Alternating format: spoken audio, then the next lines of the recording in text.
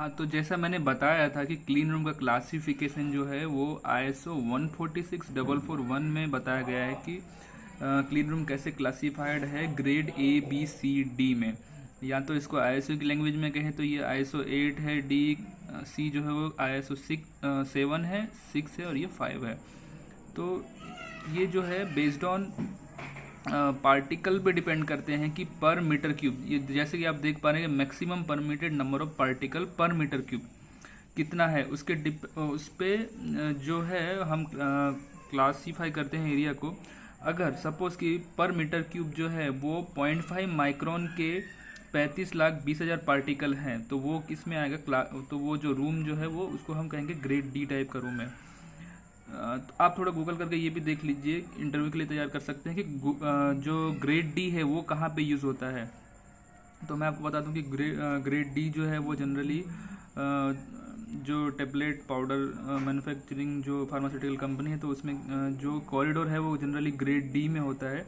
और फिर उसके बाद एयरलॉक और मैन्युफैक्चरिंग जो है जनरली ग्रेड सी में होता है, जो एरिया वो ग्रेड सी होता है। और उसके बाद जो इंजेक्टेबल है प्लांट उसमें ग्रेड बी और ग्रेड ए जनरली देखा जाता है। तो ये आप इंटरव्यू में आपको ऐसा भी क्वेश्चन हो सकता है कि 0.5 माइक्रोन के ग्रेड डी में कितने पार्टिकल होते हैं, इसी तरह ग्रेड सी में कितने पार्टिकल होते हैं, इस टाइप के क्वेश्चन हो सकते हैं। दूसरी बात कि आपको फिर ये जो है इसके ऊपर से फिर आपको एयर हैंडलिंग यूनिट के बारे में भी क्वेश्चन पूछ सकते हैं कि उसमें, तो देखते हैं हम AHU पे कौन कौन से क्वेश्चन हो सकते हैं इंटरव्यू में। हाँ, हमने इंजीनियरिंग में सीखा है कि AHU यानी कि एयर हैंडलिंग यूनिट, उसके जो कंपोनेंट होते हैं, ये एक मैंने बेसिक एक डायग्राम बना दिखाया है आपको। वैसे तो आपको AHU के बारे में पता ही होगा कि उसमें ये जो दिखाया ये ब्लोअर है। ब्लोअर के पहले एक फिल्टर होता है। हाँ, एक ये क्वेश्चन भी है कि फ़िल्टर कौन कौन से होते हैं, कितने माइक्रोन्स के होते हैं, वो आपको क्वेश्चन में पूछ सकते हैं। उसके बाद ये जो फिल्टर्स हैं तो वो उसकी क्लीनिंग प्रोसीजर के बारे में पूछ सकते हैं। सबसे पहले हम देखते हैं कि फ़िल्टर ये एयर हैंडलिंग यूनिट में कहाँ कहाँ फ़िल्टर है। तो सबसे पहले देखिए ये जो ब्लोअर है इसके लेफ्ट साइड में, यानी कि इसको हम प्री फिल्टर कहते हैं। ये एयर हैंडलिंग यूनिट जो जिस रूम को कैटर करता है, मतलब जिस रूम में सप्लाई कर रहा है वहाँ से जो रिटर्न होके जो एयर आ रही है वो यहाँ से आती है ब्लोअर के इस तरफ से। ये जो है ये एयर सक करता है इधर से, इसीलिए हम इसको क्या कहते हैं, प्री फिल्टर।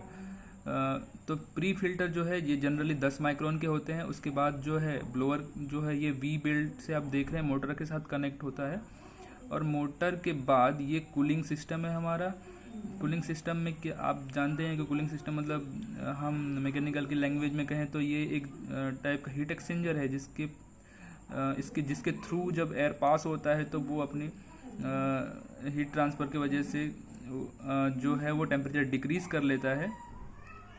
और उसके बाद और एक फ़िल्टर है, इसको हम फाइन फ़िल्टर कहते हैं। ये जनरली 5 या 10 माइक्रोन का रहता है, डिपेंडिंग अपॉन जो हमारा रिक्वायरमेंट है उसके हिसाब से। उसके बाद जो है ये यहाँ से जब एयर निकलती है वो जो जाती है सप्लाई वाले रूम में, और वहाँ पे टर्मिनल हेपा लगे रहते हैं, टर्मिनल फ़िल्टर लगे रहते हैं जिसको हम हेपा फ़िल्टर कहते हैं, हाई एफिशिएंसी पार्टिकुलेट एयर, जिसकी एफिशिएंसी 99.997% होती है। AHU मैंने और एक चीज़ बताना आपको भूल गया था कि जो कूलिंग सिस्टम है हमारा, इससे क्या रहता है कि एयर का जो है टेम्परेचर हम डिक्रीज़ कर सकते हैं। पर अगर हमें RH मेंटेन करना हो तो उसके लिए फिर क्या, उसके लिए इसमें कहीं हीटर नहीं दिखाया गया है। पर जनरली क्या होता है कि जो प्री फिल्टर जो मैंने दिखाया आपको ब्लोअर से पहले, उसके पहले एक हीटर लगाया हुआ रहता है। हीटर क्या करता है, जो मॉइस्चर कंटेंट है उसको बर्न कर देता है, उसकी वजह से जो मॉइस्चर कंटेंट घटते हैं यानी ऑटोमेटिक RH जो है वो हमारा कंट्रोल हो जाता है, मतलब डिक्रीज़ हो जाता है।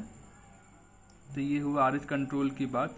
उसके बाद AHU का मेंटेनेंस के बारे में पूछ सकता है, तो आप उसमें क्या देखते हैं, वो जनरली जो वी बेल्ट का अलाइनमेंट हो गया, फिर फिल्टर डैमेज तो नहीं है, ये सब है। ये तो जनरल बेसिक चीज़ हो गई, ये आपको बता सकते हैं। दूसरा कि जब मैंने इंटरव्यू फेस किया था तो उसमें क्वेश्चन पूछा था कि ये कंडेंसेट है, जो ये कूलिंग सिस्टम है, इसके कांटेक्ट में जब एयर आएगी तो वो जो है फेस चेंज करेगी और वो लिक्विड फॉर्म में कन्वर्ट हो जाएगी, जिसको हम ड्रेन के फॉर्म में निकालना पड़ेगा। यानी कि कंडेंसेट को जब निकालते हैं हम तो उसका जो ट्रैप होता है वो वी ट्रैप होता है, पी ट्रैप होता है। ये जो देख रहे हैं आप, पी ट्रैप या यू ट्रैप भी कह सकते हैं इसको। तो ये पी ट्रैप बनाने का क्या मकसद है? क्या हम इसको डायरेक्टली इधर से ऐसे डाउन करके डायरेक्ट उसको ड्रेनेज में नहीं छोड़ सकते क्या इधर से? तो उसका मुझे रीज़न पूछा गया था, आप गूगल करके उसको डिटेल में जान सकते हैं। वैसे जनरली दो ही रीज़न है कि एक तो ये है कि जो है ये हमारा जो ड्रेनेज में जाएगा तो वहाँ से जो स्मेल आती है वो स्मेल अगर ये ऐसा इस टाइप का ऐसा यू ट्रैप हम नहीं बनाते तो उससे क्या है, ये स्मेल जो है डायरेक्ट वो AHU में जाएगा और वहाँ से जो रूम है हमारा कैटरिंग रूम वहाँ पे जाएगा, तो वहाँ पे जो ड्रेन सिस्टम की गंदी स्मेल है जाने का चांस रहता है। और अगर हम यू ट्रैप बनाते तो क्या होता है कि ये जो इतना सेक्शन है, मतलब ये कॉलम जो हुआ है इसमें कंटिन्यूस वाटर जो है, कंडेंसेट का वाटर वो हमेशा भरा ही रहेगा। इसकी वजह से यहाँ से जो गंदी सी जो स्मेल आती है वो इसको पास थ्रू नहीं कर पाएगा और वो रूम में नहीं जाएगा। इसीलिए क्या होता है कि ये यू ट्रैप बनाया रहता है। दूसरा कि ऐसा करने से एक जो प्रेशर का डिफरेंस क्रिएट होता है उसकी वजह से क्या होता है कि आपको पता है कि जो कंडेंसेट है उसको बाहर जाने के लिए ज़्यादा प्रेशर चाहिए और यहाँ कम प्रेशर चाहिए। तो ये बनाने से वो प्रेशर डिफरेंस भी क्रिएट होता है, उसकी वजह से जो है वाटर का जो फ्लो, नेचुरल फ्लो बना रहता है यहाँ से बाहर थ्रो करने के लिए ये वाटर को। दूसरा एक जो मेंटेनेंस के पॉइंट ऑफ व्यू से मैं बताना चाह रहा था, वो आपको क्वेश्चन पूछ सकते हैं कि ये जो प्री फिल्टर है, प्री फिल्टर जो है मेंटेनेंस में हम देखते हैं कि या तो वो चौक हो सकता है या तो क्या है उसमें जो पेनेट्रेट होके जो इसमें होल हो जाएंगे, उसकी वजह से क्या होता है वो उसका कोई मतलब नहीं रहता। जैसे कि ये 10 माइक्रोन का फिल्टर है तो 10 माइक्रोन के पार्टिकल जो है उससे बड़े पार्टिकल इसमें से पास नहीं होने चाहिए, पर अगर सपोज इसमें होल हो जाते हैं इस प्री फिल्टर में तो क्या होगा, 10 माइक्रोन के पार्टिकल भी 10 प्लस माइक्रोन के पार्टिकल भी इसमें से पास हो जाएंगे।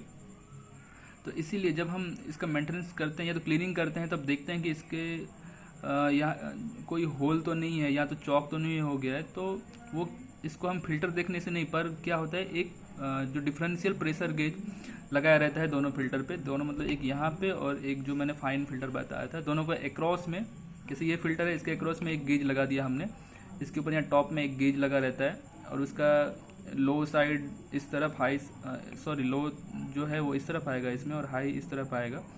तो इस तरह से इसमें प्रेशर डिफरेंस जो बताता है तो वो इनिशियल प्रेशर ड्रॉप कितना होना चाहिए, मतलब प्रेशर ड्रॉप होगा ना, जैसे कि ये जब यहाँ से एयर आएगी इस डायरेक्शन से और इधर पास होगी तो यहाँ पे ये एक ऑब्स्ट्रक्शन डाल दिया हमने फिल्टर के फॉर्म में, तो प्रेशर ड्रॉप तो हुआ कुछ। तो वो इनिशियल कितना होना चाहिए, जब फिल्टर नया है तो वो कितना ड्रॉप हो रहा है और उसके बाद जब फुल चॉक हो जाता है तो कितना ड्रॉप होता है। ये आपको ये जो इसका कैटेलॉग है फिल्टर का उसमें पहले से ही बताया होगा।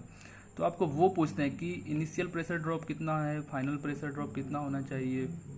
इसी तरह प्री फिल्टर का भी आपको वो प्रेशर ड्रॉप पता होना चाहिए। और उसके बाद जो HEPA फिल्टर मैंने बताया तो उसमें भी HEPA फिल्टर में भी इनिशियल और फाइनल प्रेशर ड्रॉप, ये आप किसी भी वेबसाइट पे जाके देख सकते हैं कि प्री फिल्टर और फाइन फिल्टर और HEPA फिल्टर, ये 3 फिल्टर के इनिशियल और फाइनल प्रेशर ड्रॉप आप याद कर लीजिए इंटरव्यू के लिए, वो पूछ सकते हैं।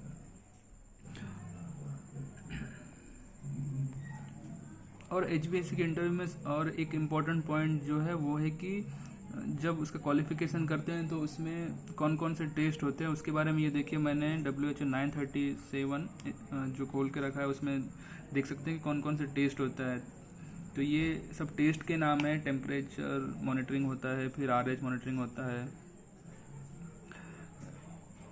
रूम का एयर फ्लो पैटर्न क्या है, ये HEPA फिल्टर पेनेट्रेशन टेस्ट जो है, ये सब सारे टेस्ट आप डिटेल में यूट्यूब पे देख सकते हैं, वहाँ पे आपको मिल जाएगा। ये सब जो टेस्ट है इसका क्राइटेरिया, पासिंग का क्राइटेरिया क्या है, क्या कितने ड्यूरेशन में करना चाहिए, ये सारे इन सब टेस्ट की SOP भी आपको बहुत सारी वेबसाइट पे मिल जाएगी, वहाँ से आप देख के ये टेस्ट के बारे में बता सकते हैं उनको।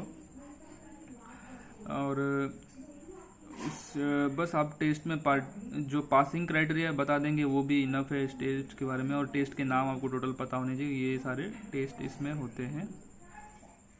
आप ओवरव्यू में प्रोसेस देख लीजिए सिर्फ कि कैसे कैसे वो टेस्ट करते हैं, वो आपको इजीली मिल जाएंगे यूट्यूब पे या तो बहुत सारी वेबसाइट पे।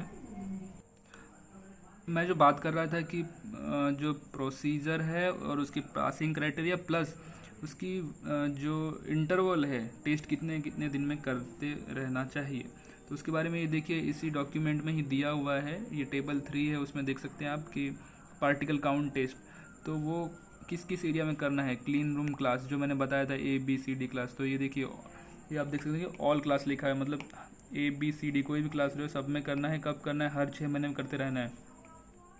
और ये क्या है? टेस्ट प्रोसीजर, तो कैसे करना है ये पूरा डिटेल में दिया हुआ है।